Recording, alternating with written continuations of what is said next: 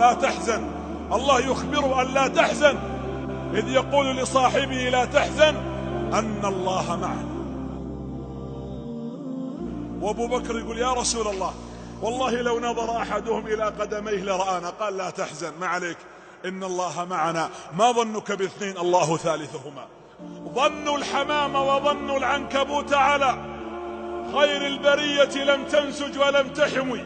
عناية الله أغنت من مضاعفة من الدروع أو عار من الأطم. فخرج وإذا بسراقة خلفه. يقول سراقة بن مالك كنت خلف النبي، إذا سار بيني وبينه مسافة فرس سقط وسقط فرس، يعني بيني وبينه مترين، متر ونص تقريبا. إذا قربت عند الرسول سقط فرس. فقال سراقة والله يا محمد إني أعلم أنك رجل ممنوع لا يمكن أصل إليك، لكني أريد أن أرجع إلى قومي بشيء، أنا وعدتهم أني أجيبك لهم حي ولا ميت. قال النبي له ارجع يا سراقة. قال طيب عطني شيء لا تفشلني، هم وعدوني ب100 ناقة، ولو رجعت لقريش وقلت أني رأيتك ولا مسكتك كذبوني، فأعطني دليل أني شفتك أنت لا تكذب. فقال له رسول الله يا سراقة عد إليهم وقل لهم إن محمد يعدك سواري كسرى. قال له كسرى من؟ أنت من حاش أنت رفيقك لحالكم، كسرى من؟ في كسرى غير كسرى الفرس؟ قال هو أعمى. نسب سراقة بن مالك ترى ما أسلم إلا يوم فتح مكة. يقول لما قدم محمد منتصر فاتح معه جيش عرمرم، يقول ونظرت إليه وأبو سفيان يقف على الجبل، فإذا بأبي سفيان يقول والله لو دخل محمد شبرا لقطعته بسيفي هذين. والرسول يدخل يقول للصحابة لا يتكلم منكم أحد ولا تحدثوا فيهم شيئا، اتركوا الأمر لله ولرسوله. والصحابة سكوت، وأبو سفيان ماسك السيفين وتحداك يا محمد تدخل. فلما أقبل الرسول أبو سفيان ماسك سيفين ووراه جيش، قال النبي الحكمة والعقل وبعد النظر، قال عليه الصلاة والسلام يا أيها الناس، يقصد قريش، من دخل المسجد فهو آمن، ومن دخل دار أبي سفيان فهو آمن، ومن دخل داره فهو آمن. أبو سفيان ماسك سيوف، الرسول يقول يدخل بيتك ترى ما راح نقول له شيء. فاستحى وأنزل سيفيه.